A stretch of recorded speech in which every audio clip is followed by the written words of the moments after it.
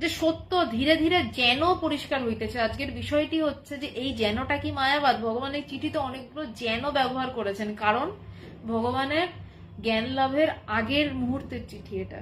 তখন যেন, কিন্তু, পরন্তু, হয়তো, বা এই শব্দগুলো থাকে।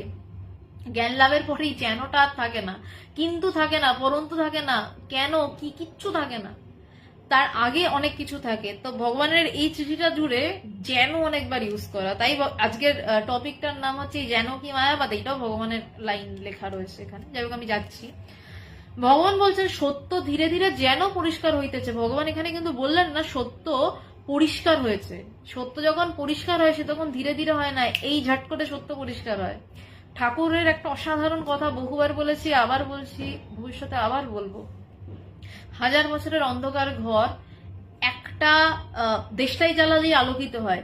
একটা দেশলাই জ্বালিয়ে একটু একটু